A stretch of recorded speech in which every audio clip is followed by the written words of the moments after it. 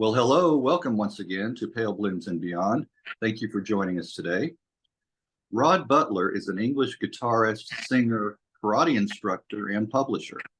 Rod's early bands included the Bumbles and The Skylarks with Peter Pye. Peter would replace Martin Murray in the Honeycombs, and Martin would form the Lemmings, and Rod would join as lead guitarist. The band would release a couple of singles in 1965. In 1966, he joined the Honeycombs, replacing Alan Ward on lead guitar. During Rod's stay, the band released two singles during 1966. The Honeycombs broke up after the death of Joe Meek in 1967, and Mr. Butler found himself again working with Martin and the College Boys the same year. Then came Bang, a three-piece rock band, who later would bring in ex-Honeycombs Denis D'Ell for the four-piece Zarabanda. Both bands would play live shows and gain quite a following, but a record deal never came. In the mid-70s, my guest would become interested in karate and the martial arts. He published a couple of books on the subject and is still instructing at Shotokan Karate England. Rod's latest book is his biography, War Baby. Well, welcome, Rod. Thank you for joining me today. Oh, it's a pleasure, Greg. Nice to see you. Nice to see you. And I hope I say something of interest to your. I know you will. Well, take us back to the beginning. Where were you born? Born in Mill Hill in London in I was a war baby, and hence the book. There we go. That's a plug. Yeah, that's fine. Yeah, so that was it. I came in at the tail end of the war and lived through if you like, the 40s and the 50s. And then when I got to teenage years, rock and roll hit. And you heard these sounds of guitars and saxophones, pianos and things. That's really just a total alien sound that you've never heard before.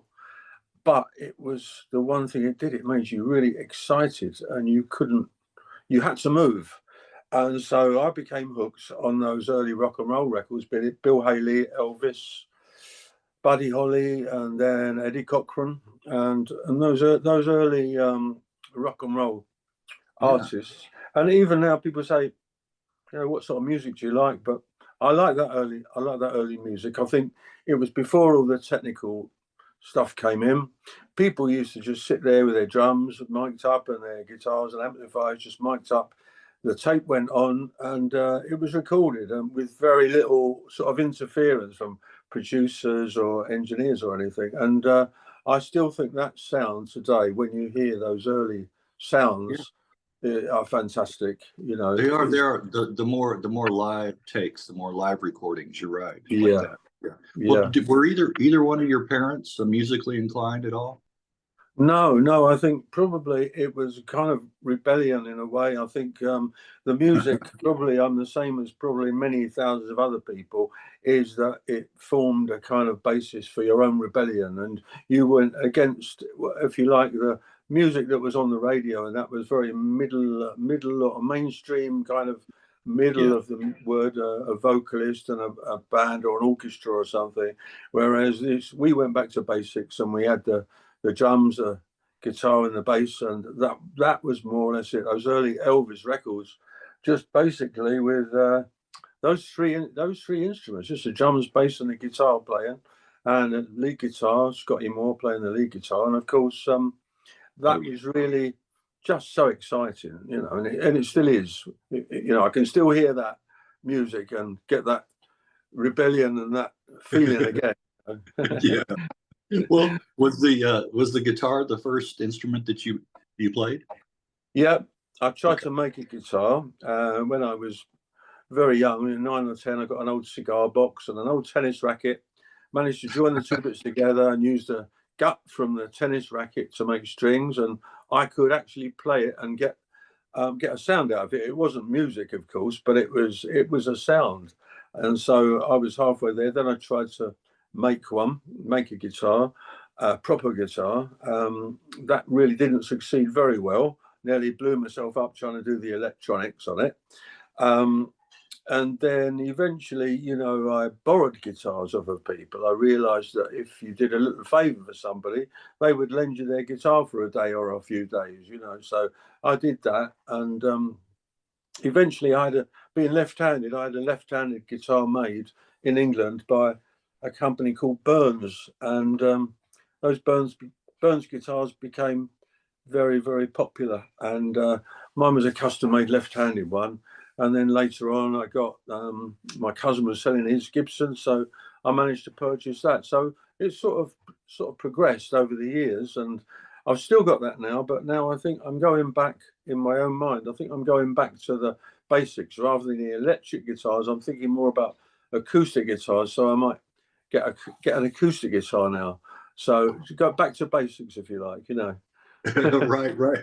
Do you still have any of those there? You still have any of your guitars? Oh yeah, still got the guitars. Yeah, I had a birthday party, and we had a big jam session out in the garden with various musicians that live in the area. A lot of musicians live around here, and so we got them all together. They all come around, and we had a bit of a party, good old sing song, to be honest.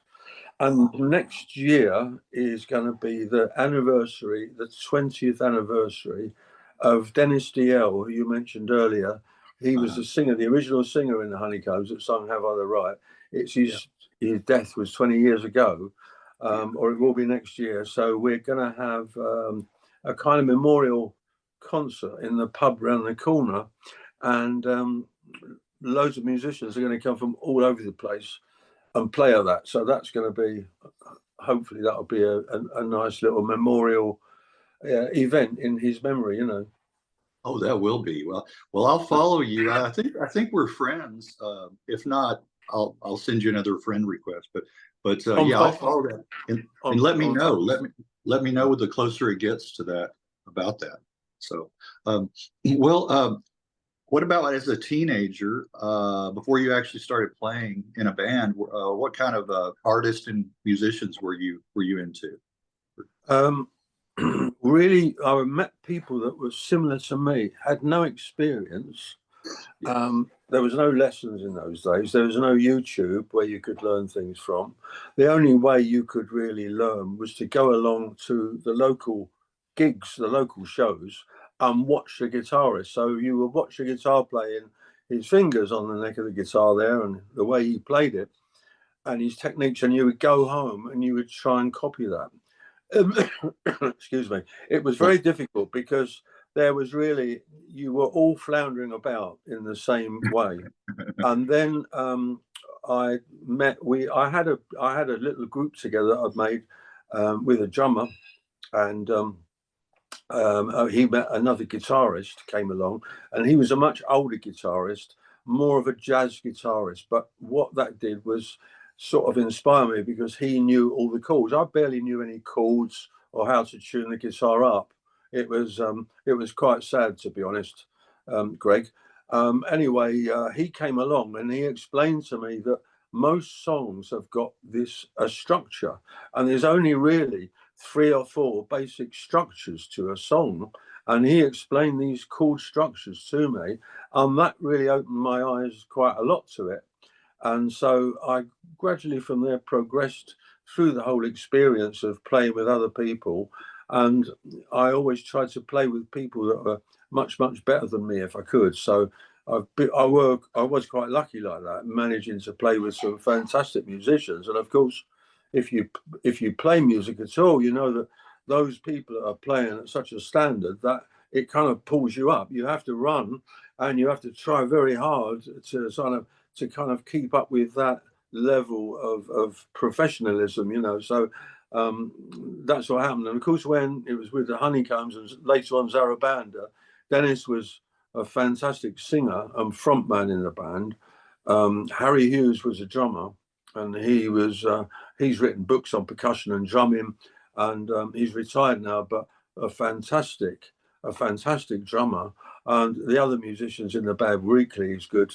And of course, it I don't know. It kind of feeds you. It just feeds you, and you want to make things better. So I started writing the songs then, and wrote nearly all of the Zarabanda songs, because I thought, I've got this opportunity to do it, and these people are waiting for this song to be finished, or and I've got to do it. So it's kind of that pressure. I used to thrive on pressure. Okay. I like the feeling of being pressurized to do something and having to do it. And Yes. for me, there was no way back. I've always felt like, maybe, I don't know if it was on my part, if it was laziness or what, but when I felt the pressure of the deadline, like an exam or whatnot, or an essay, the night before, I would always cram to do it. I would put it off till, I was a procrastinator too, I know, put it off to the last minute. And then that pressure of having a deadline forced me to do it. So, Exactly. Yeah. Well, going back, talk about how you and Peter Pye first met. Peter Pye. Well, that was it was really, I think what happened originally was that I got together with one or two musicians, and but it wasn't a band. It wasn't a band. And then Peter Pye actually put an advert in a local paper, which is like a little rag that goes around, a free paper that is distributed. And I think I ended up ringing him up and saying, "Oh, you're looking for a guitar player?" I said, I'm looking to join a band." And so we met up, and we went over to Vic Long's house, which is in Chingford in East London, and we were in his front room, and we just had a sort of jam session in his front room, and that's where really that side of it took off. And then there was a whole sort of group of people that Peter knew, and other people in this little group knew, and gradually we learnt about Denis and the Honeycombs having a record out on that. And so it was really a kind of a mixture of all the local people there, and it was a good time. And Peter and me and a couple of others, we used to go out as a group called the Bumblies, which you mentioned earlier on. Yeah. And the Bumblies, we got a solicitor's letter because the Bumblies was the name of a television program at the time, a children's television program, and they said, it was a cease and desist letter where don't use the name anymore. So we changed the name at that point to the Skylarks, but and we used to go out and we used to get, paid just one or two pounds a night, for it. And that would go on petrol or drinks or something, Yeah. Right. Yeah.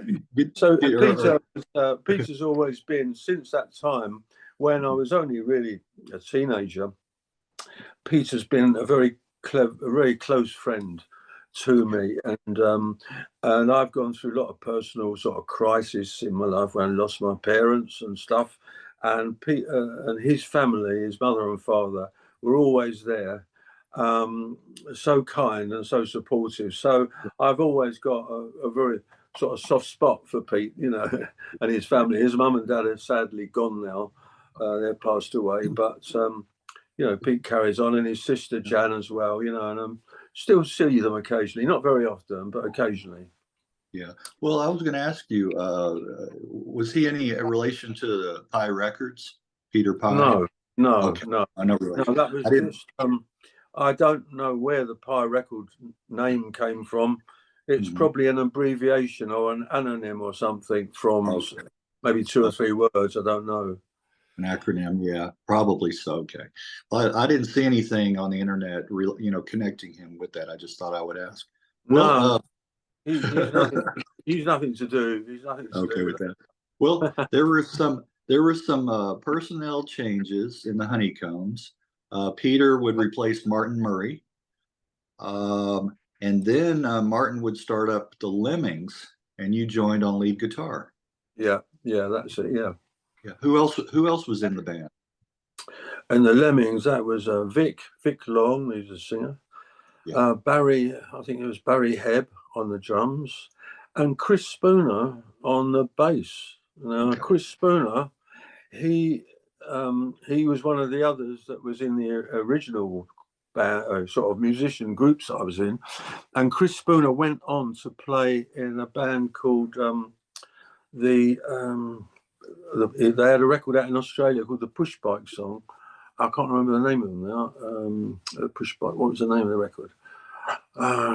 That's okay. I can maybe look that up. Yeah, I can't remember the name of it now. But sadly, he toured around with the Mixtures. That's right. It's called the Mixtures. Oh, the Mixtures. Okay, Yeah. okay. He toured around with the Mixtures, and I think they were called the Mixtures.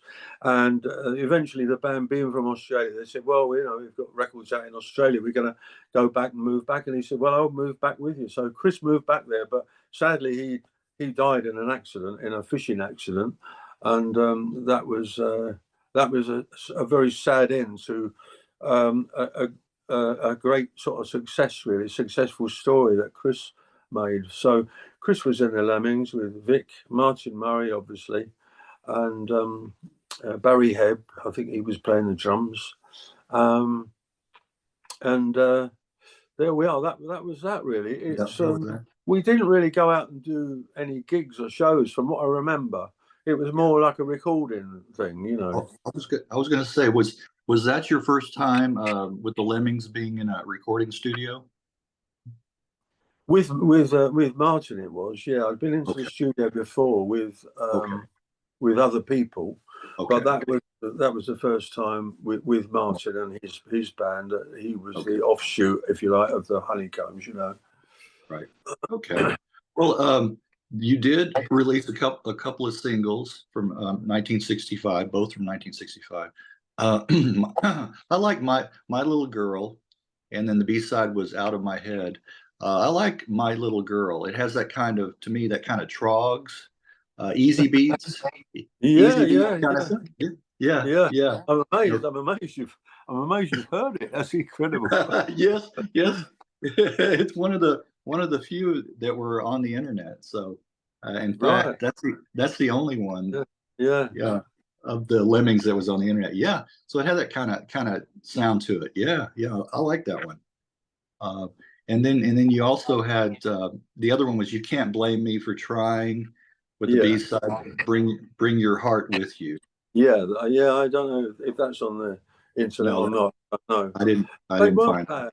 They weren't bad, but the sort of person I'm a bit of a perfectionist, so I always look back on them, and I'm never really proud of anything. I always think, oh, I could have done that better. That could have been this. That could have been that. And so I sort of very, very critical, not just of myself, but I'm critical of everybody. Basically, what we call in England, we say it's a pain in the arse. I'm a pain in the arse.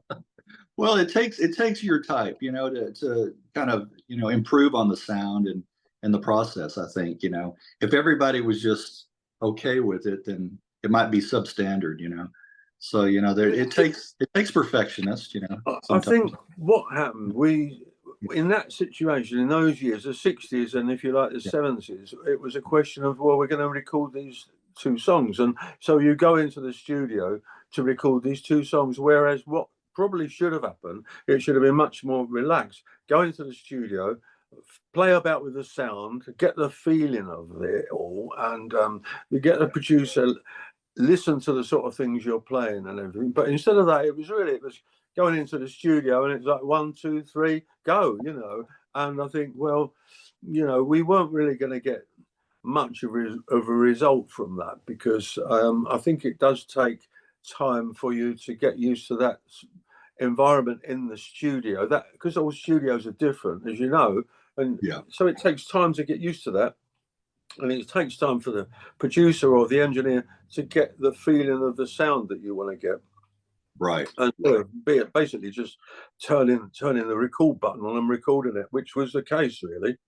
And as we used to go up to Joe Meek's studio and do a lot of recording. I don't know if you know about Joe Meek, do you? And have you read any of his stuff? He produced Have I the Riot and Telstar was one of the few records that made #1 in America, actually, and from England and from his studio. And so we did a lot of recording up there, and his studio was a little bit different because it was quite relaxed. and he would really sometimes just leave you alone in the studio, and he'd say, well, look, just play something over that, you know. And one of the songs that is on one of the records, probably one of Martin Murray's records, he said, just see what you can do playing over that. And I got my metal comb out, and I was playing with the metal comb on the strings of the guitar, and he actually recorded it, and I think it's on one of the records. And I think, well, I wasn't really seriously playing, I was just messing about there, but he recorded it. It went onto the record, and it was like, nowadays they would say it was like a steel guitar. You play it with a metal steel guitar, or a neck of a bottle, or something, a bottleneck. But I did it with this metal comb that I had in my pocket, up and down the strings. And he said, that's great. He came running back into the studio and said, that's great. What are you doing? And I said, my metal comb scraping on the strings. And he said, it's great. So sometimes he had a good way of doing recording, which was much more relaxed. And I found that I preferred that attitude, rather than go in and go 1, 2, 3, bang, you know, start. Right. Well, I was going to ask you in just a little bit, get up to that point, but since we're talking about him right now, Joe Meek, he was a real experimenter with sound. He was kind of the English version of Phil Spector, what we had over here with Phil Spector. Both were Mad Hatters, but there was a method to their madness. Yeah. Right. Oh yeah. Right. I don't think Joe, or even maybe Phil Spector, I don't know. I don't think they knew actually what they were going to get. I mean, Phil Spector had the wall of sound with, you know, 2 or 3 orchestras going and 2 or 3 drummers going and everything. I mean, did he visualize what it was going to be like? I don't know. It was a fantastic sound, and I think Joe as well. He had some really bizarre ideas. He had an old piano in the studio, and if you lifted up the lid on the piano, looked inside, the hammers which hit the strings, he put drawing pins on all of these hammers. So instead of playing like a normal piano, it made a really clanging metallic sound, really unlike anything that is a piano, really. And he used that. He used that on recordings, and he used little tiny electronic instruments and things to play as well. And like I say, he took to the metal comb, scraping up and down. Right. Yeah, it's great that there are people like that in the music business, really. Right. And you know, he wrote some good material too. You know, he also wrote some songs, you know, that bands that he recorded, you know, even the Honeycombs, you know, recorded some of his. How long after did you replace Alan Ward in the Honeycombs? How long? Must have been after the Lemmings. Sorry, after the Lemmings. How long after did you replace Alan Ward? Now it's putting all the pieces of the jigsaw puzzles together, Greg. So I might not be entirely accurate. Okay. It wasn't long. It wasn't long because there was, with the Honeycombs, there was a bit of an altercation between them, or between Martin Murray and the rest of the band. Okay. So he left and he said, I'm doing my own thing. And that was when I got involved in it. And then, I don't know, that really kind of just drifted apart. After we'd done the records and had the records out and everything, nothing really sold or moved into the charts. And so it became a bit of a dead squib. So it was probably not that long afterwards. Okay. Where Alan had probably had enough, and just he was not. Alan wasn't really so much into the touring. I don't think some people take to the touring and the live shows, and I don't think Alan really was that bothered about all that sort of thing. Whereas someone like me loved it all. I was very, very enthusiastic about it, put it that way. But you were a better fit for the live shows, yeah. Well, we'll talk about the change in style and sound after you joined the Honeycombs. Well, it was a big change because, well, we had a different singer. Colin Boyd was the singer, and we auditioned and picked him out because he could also play the guitar, and he was a pretty good guitar player as well. and he sung in a different way to Denis, and obviously had a different kind of taste in music. So he brought into the band a kind of feeling of more the R&B. So then, he would be like Wilson Pickett, Sam and Dave. Soul music came in, which I love that music anyway. I've always loved, Otis Redding and the people that made the original soul music. And so he brought that kind of soul feeling into it. And I found, that gave a lot of freedom, because I never like to copy a song exactly as it is, or a guitar solo or a guitar part or something exactly as it is. I like to always do something. I always like to do something totally different to that. So it gave us a chance, if you like, to experiment with different kinds of music. So we did some sort of songs as well. We did with harmonies. We realized that we had, 2 or 3 singers that myself wasn't really a singer, not really a very good singer, but I can sing in harmony with a couple of others. So between us, we formed little three-part harmonies. So we did things like the Mamas and Papas songs, California Dreaming, and songs that required a couple of voices. And that with the soul music and that sort of Wilson Pickett kind of feeling, it was a very raw, much more rawer feeling than I think the original Honeycombs had, but quite a bit different, to be honest. We used to do all the Honeycomb songs as well when we did tour around. We did all those, and I think we actually presented them quite nicely, quite well, but the actual live shows from the band changed quite a lot, Yeah. Well, speaking of live shows, you would wear a bowler hat with bees on it, right? I know, it's mad. It's total madness. Yeah, I was an extreme person, a bit extreme and a bit nutty, as we say, a bit of a loony. And I used to have this belt around, hold my trousers up, and instead of having a clasp for the belt, had a big watch face.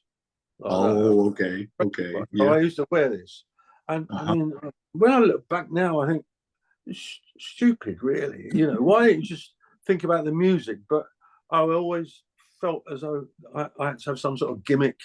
I had to bring some sort of gimmick to the show. And so I always had to be a bit different. And looking back on it, it's daft, really, but that's what who I was. That's who I was. Yeah, well, that became part of the show, right? Exactly. Well, you with the Honeycombs, while you were in the band, there were also a couple of singles released in '66. It's So Hard, and the B-side, I Fell in Love. Was It's So Hard? Was that covered by any other groups? Do you know? Or was it just the Honeycombs that did that one? Because that one's very familiar, and maybe I don't think anyone did that. Yeah, and I couldn't find any other references. No, but I don't think so. The B-side, I think, Colin Boyd, who was the singer then, I think he wrote that B-side. I think he did. Yeah, and because he was a nice musician, he had a good voice, and he could play the guitar, and he could also write as well. So he was a nice person to play with, really. Yeah. Well, the other single was That Loving Feeling. Should a Man Cry? And that's not the You Lost That Loving Feeling by the Righteous Brothers. It's a different song. No, it's a different. It's a different thing. That Loving Feeling, and Colin wrote that, which I thought that was a very good song, and I think if we'd have spent recorded it in a different way, in a more relaxed atmosphere, spent a bit of time getting the sounds right, I think we could have made that much, much better. But the one that you mentioned on the back, Should a Man Cry? I think that's Joe Meek's song. Joe. Yeah, Joe.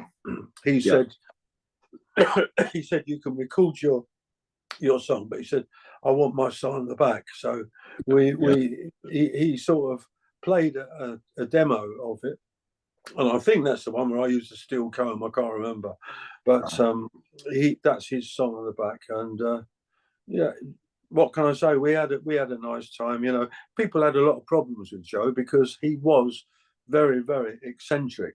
And if you look back now at his biographies and about him and the books about him, he was involved with sort of drugs and black magic and all bits and pieces and that we never knew really anything of. You know, we knew he was a gay. We knew he was gay, but we didn't know about that stuff because all musicians are pretty broad-minded regarding that. You know, we didn't worry about that, but we didn't know that he was involved with the drugs. But he used to have these terrible mood swings. Oh, okay. You would go to the studio, and it might be say a Sunday morning or a Saturday morning or something, and you'd get all your equipment out of the van on the pavement ready to take it into the studio, and he wouldn't answer the door. He wouldn't answer, and so you'd be banging on the door, and in the end he would shout down in very loud expletive words for you to go away, basically. But I won't say what he actually said, but it was the F word telling you to go away. And literally, you would have to go away and wait until he'd calmed down or something, until you got to the point, and you go back in and just a totally different person. He's nice as pie.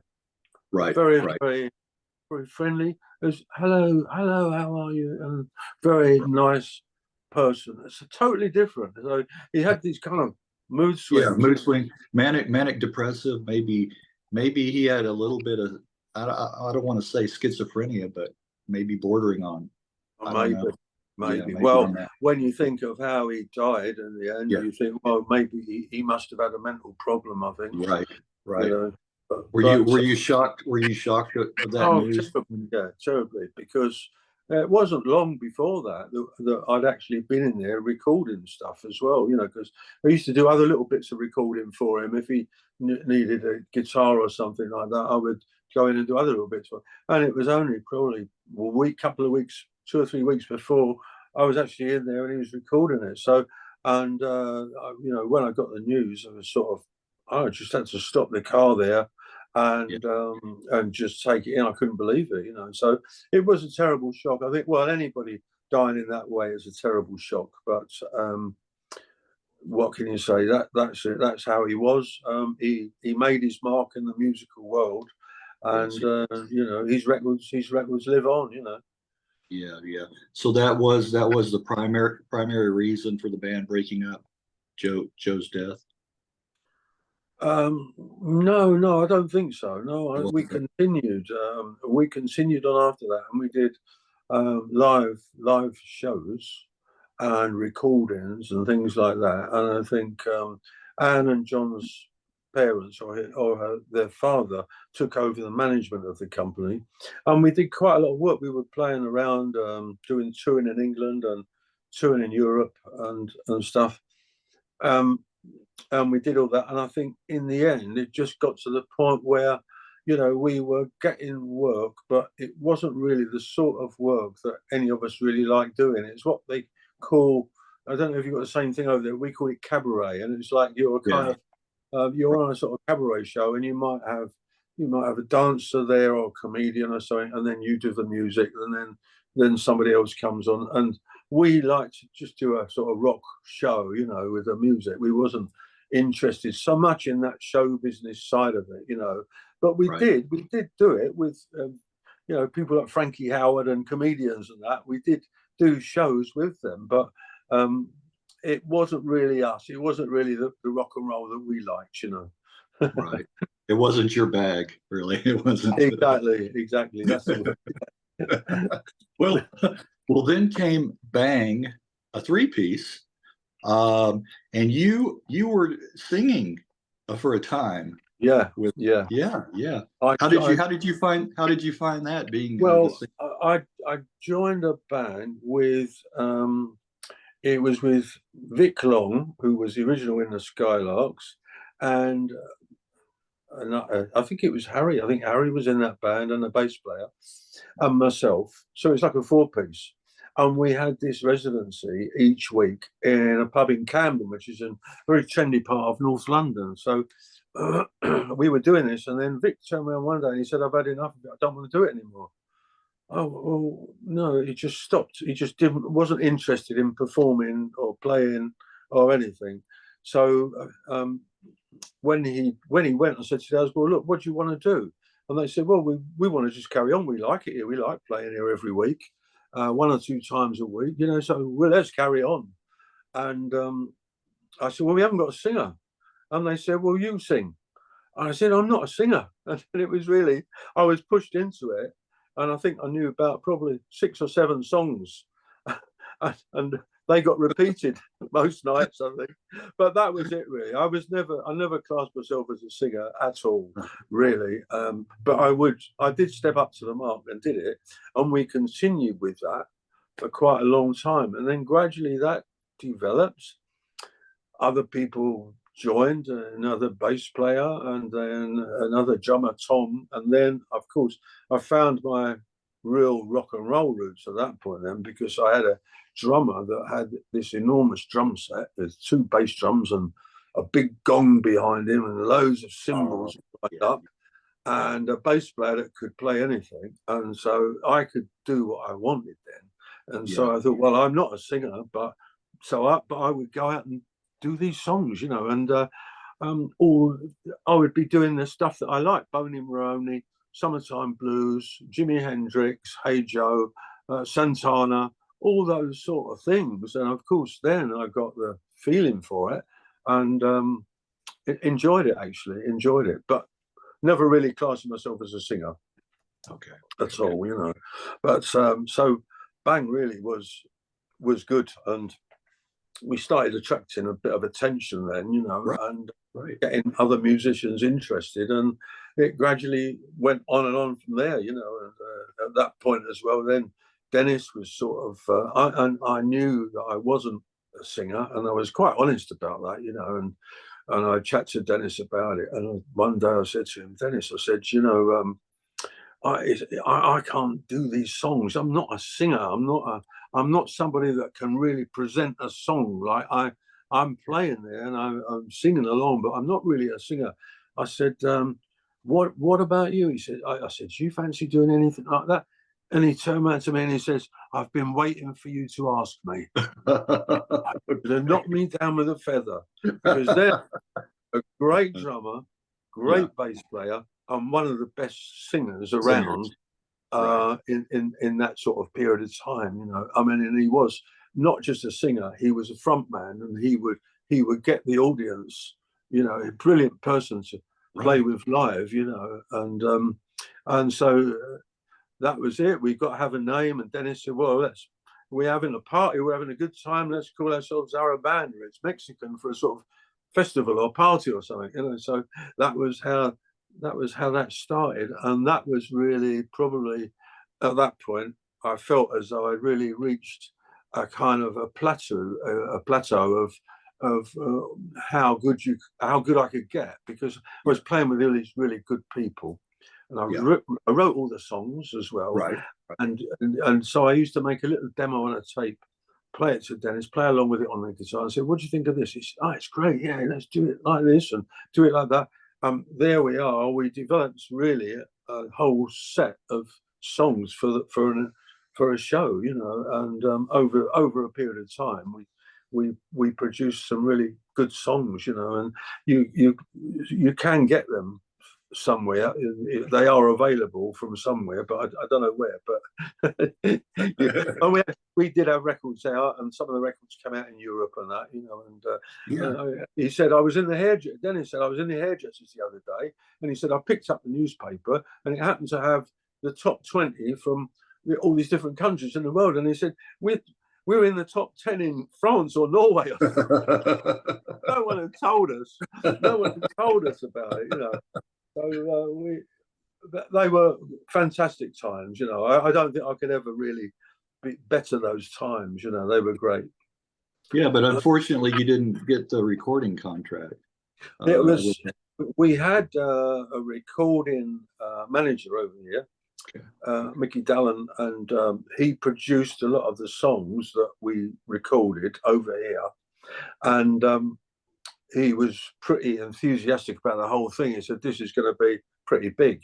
And we felt very confident because we thought, oh, great, recording contract. And he's got contacts in the States, and particularly in New York. So he knew these people in New York, a different record company, Casablanca Records, or different record company. And he went over there and he was asking, at that point in time, people were getting loads of money for these advances for an album, you see. And I suppose he thought to himself, well, I can get like £1 million, £500,000 in advance for this. This is like already made. And anyway, he went over there, and they were a bit, they were lukewarm. Yeah. They weren't really going for it. So instead of changing the deal or maybe going somewhere else or something, it kind of fell through, And I think that it was a terrible shame, really. Terrible shame. I went over there to New York as well and arranged for me to go on the radio stations, a little tour around some of the campuses and the colleges of radio stations that they've got. And I had a nice time doing that. I met some nice people over there, and talking about the records and everything, thinking, well, we're going to have this album out, we're going to have this, we're going to be top of the charts and do all right, But it never happened. It never happened. But I'm very philosophical, Greg, about it, and I think it happened. It was like that for a reason, because I think I was always a little bit over the top, and I think maybe it wouldn't have done me or any of the others any good if we'd have been in that environment with all of the stuff, the drugs and the drinking and all the stuff that goes on. So I'm very philosophical about it, and I think, well, maybe it was meant to be. And, there are reasons. I haven't got big regrets. It was a shame we never saw it, because I think Denis's life would have been a lot different if we'd have had a bit of success. Well, all of our lives would have been, but it wasn't to be. So I just accept it. That's the way life is. It doesn't always go the way you want it to, does it? No. Well, there were recordings, though, right? You're saying, were they acetate? Were there acetates or demos? There was the actual recordings. Finished recordings. Yeah, they were released. Some of them were released, and as I say, I think one or two of them went in the charts in Europe. And and then they started appearing. They started appearing for sale. These Zarabanda records, and and then it all just sort of it fizzled out. Really, I think. I don't know. I think it got to the point where Denis was doing other jobs where he got some more money some decent money from. We weren't making a lot of money traveling around and that, and somebody else was doing something else, and then just like these things just naturally kind of fizzle out, really. But at that point in time, I met Denis's brother, who was a karate expert, a brown belt, Laurie Dalziel. And I'd got interested in karate. I started at karate.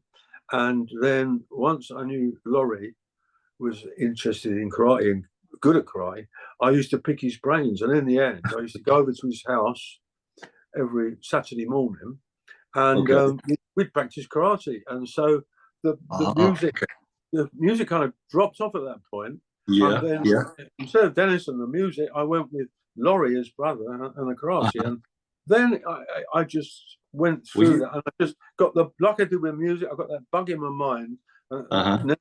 Now you're going to do it. Now you're going to push forward and do it. And so, I would travel everywhere and do everything with karate, And so now I've been doing that for 50 years. Now I'm 50 years, and so I'm at that point now where I can sort of take a step back from it and say, well, I've given it my best shot for music and karate. And I've done all right. I had a great time with the music, and I've had a great time with the karate stuff. So I can sort of now just relax a little bit, Yeah. Well, it all started. You were taking your kids to karate classes, right? Yeah. That's how it all started. Okay.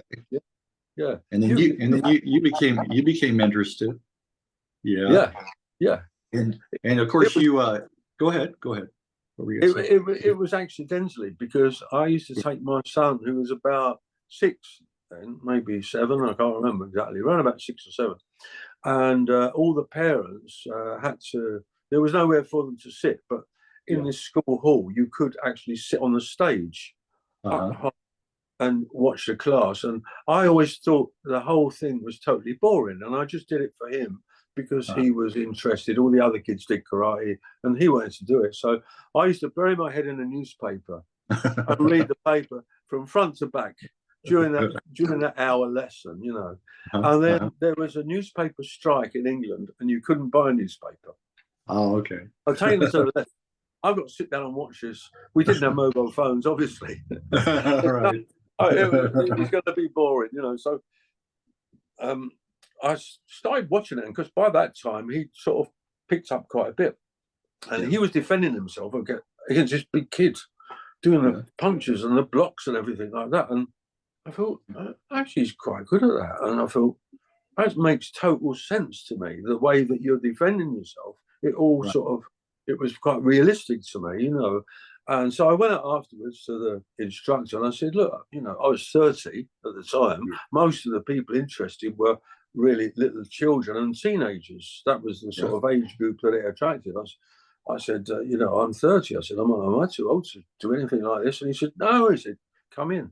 I started the next lesson and loved it. I just got the bug. You got the bug.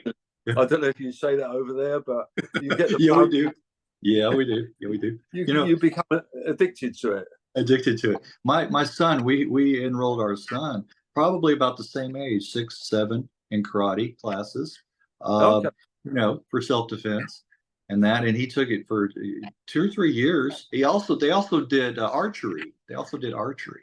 Oh, excellent. You know? Yeah, it was kind of, you know, coordinated together. It was like a, you know, two purpose kind of deal. Well, they're both martial arts. Archery is real. They call it kudo in Japan, and there's a lot of archery and martial arts in that. You know, and I've seen in Japan. I've seen them doing the archery, and it's fantastic. You can just sit down there, just you're transfixed watching it. It's fabulous. Right. But, does he still do it though? Yeah, they do. They both take a lot of discipline. You're right. You're right. Yeah. Well, did you earn you earned your black belt? Well, you go in as a white belt. You go in as a beginner, a white belt, and then you take gradings every few months, every 3, 4, 5 months. They have a grading, and the Japanese instructors would come down, and at that point in time, it was I can't really explain it, but it was like the only thing to do. Everybody was doing karate, so you didn't have just me and my son and a few other kids doing it. There were literally hundreds of people doing it. It took over because it was probably the Bruce Lee thing had kicked off, you know, all that, and that had made people interested. So we went to the first grading that you take, and the Japanese are sitting there, and you're going up and down doing these basic techniques and everything. And my son did his. And then later on, it was time for the adults. And I got up to do my bit. By that time, the floor was wet with sweat. And you had to do these steps across the room, making the blocks and punches, stepping across 1, 2, 3, 4, 5, and so on. I got to number 5 and I skidded on the sweat, went up in the air, splattered down on the floor. So that was my first experience of a grading with the Japanese instructors. Laughing. So anyway, they passed me.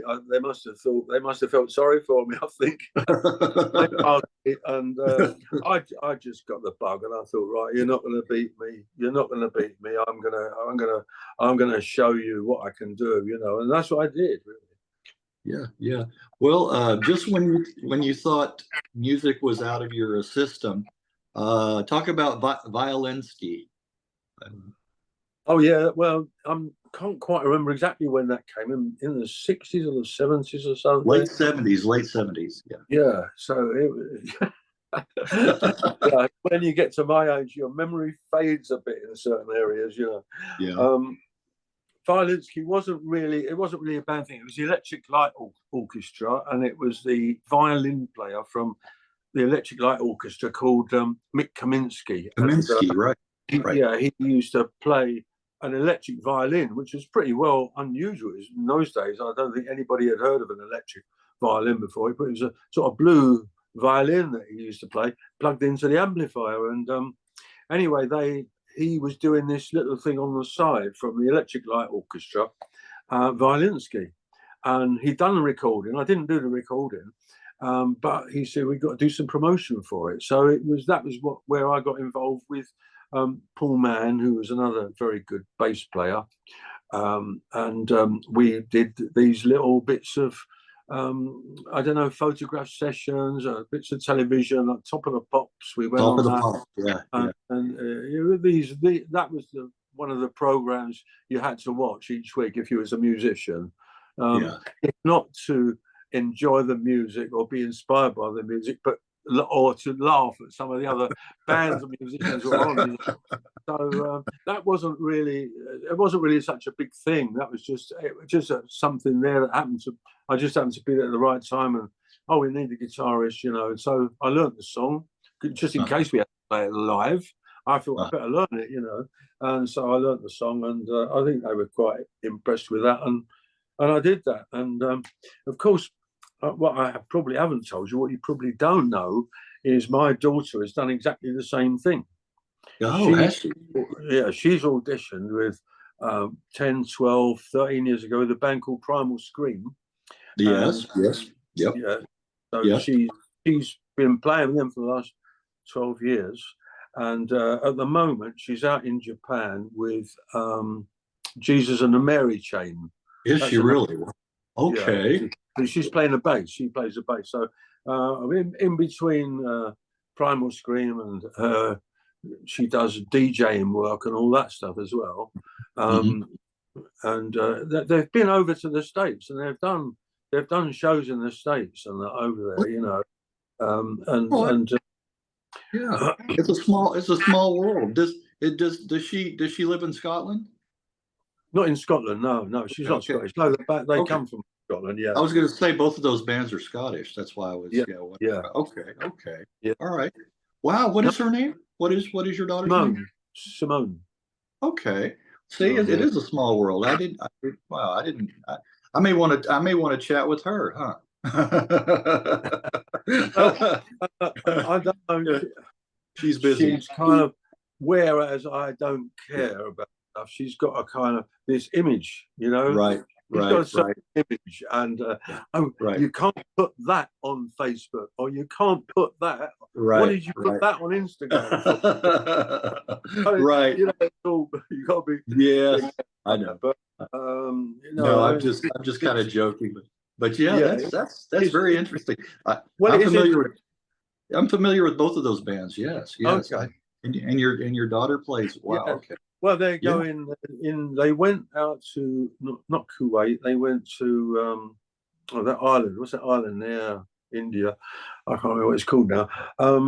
They went there and they had a big storm there, hurricane, and that had to be cancelled. So they've flown over to Japan, and they're doing that one today, I think, or tonight. And then they're going to do New Zealand and Australia. So they're doing all right, I think.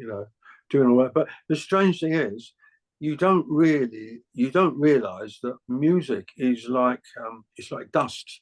It kind of rubs off on other people, and you don't understand. At the time, of course, I was doing, when she was growing up as a little child, 6, 7, 8 years old, I was writing and playing and rehearsing, and I had a studio in my garden. I made a garage into a studio, and I didn't realize until quite recently that when she was about 6, 7 years old, she would, when I was out, she would go and put my guitar on and stand in front of a mirror playing the guitar or imagining the guitar, Yeah. So it's a very funny thing that you don't realize it's affecting people.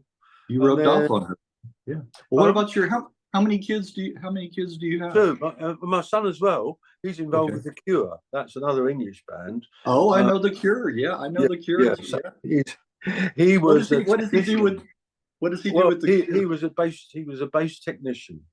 Okay. And now he's got 2 children of his own, so he can't do the tours anymore. So he can't do those tours, but so he does other things in the background, you know, more background stuff.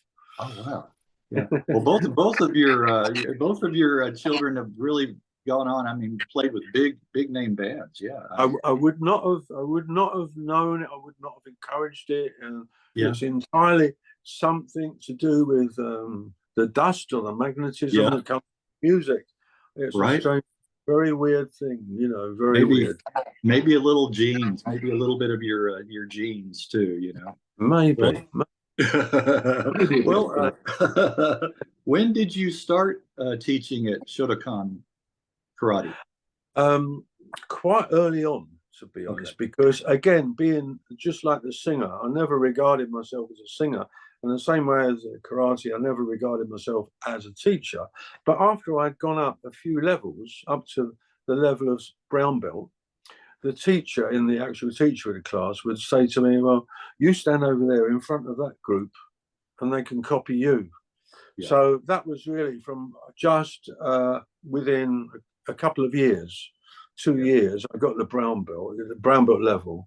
And then I was sort of put in this position where you've got to do it right because other people are learning it behind you and copying it. And then gradually it was, well, can you take that little group or maybe you take that little group next week or something. So it was kind of, you were kind of edged into it, really. It wasn't something you looked for because the karate is a very personal thing. It's a kind of greed, really. You do it for yourself. You're not doing it for anybody else. You're not doing it to impress anybody. You're just doing it for your own self satisfaction, your own gratification. So no one really looks to be a karate teacher. It's not the sort of thing that you really think, oh, that's what I want to do when I grow up, sort of thing. You don't really do it like that. But I was edged into it, and then gradually, a bit more and more responsibility, a little bit more responsibility, and before you know where you are, you're there in the front of the class taking the whole class. You know. Yeah. Yeah. Well, maybe it was a little bit opposite of when you were learning the guitar. Remember early on, you wanted to learn from the experts, you know, the real, you know, people that were really good at it. And then this is kind of a flip flop. You became kind of the expert, you know, with the karate, you know, and people were learning. Yeah. There is a similarity there because what I did, I sought out in England the one instructor that was if you like, the top one was Inoida.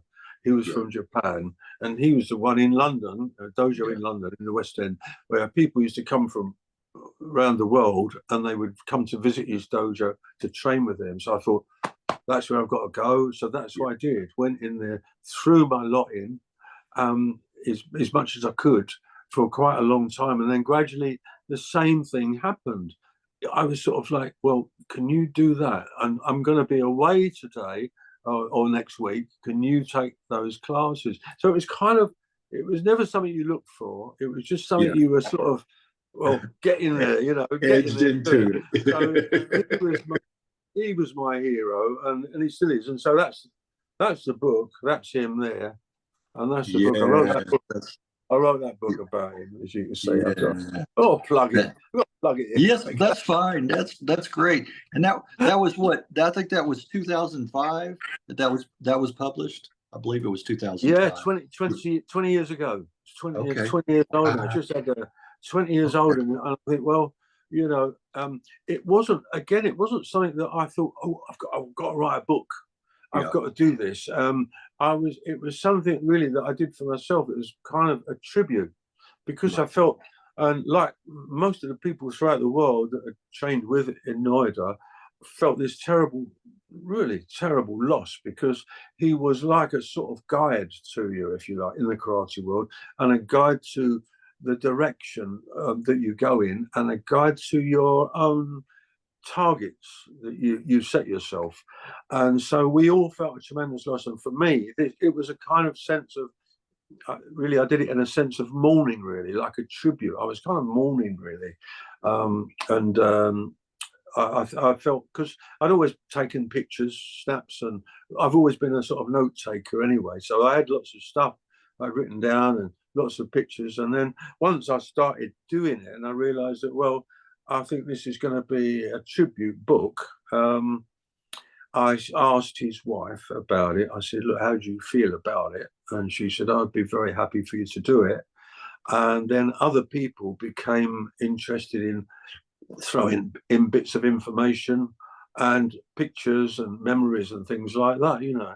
And so I thought, oh, well, I'll go to the publisher and I'll get it published. So I've written off to all these publishers, and most of them didn't bother reply. And one of them that did reply said, well, we'll do it in a black and white paperback. And I said, well, it's not really a paperback. This is more like full color, big book, not like a little paperback. Yeah. And they weren't interested in that. So I thought, well, what's the thing to do here? So I've made the contacts and paid for it myself to be printed over there in Singapore and shipped over. And so that's why I just basically paid for it myself, you know. And I thought, if you're going to do it, you might as well do it yourself. Do it properly. Yeah.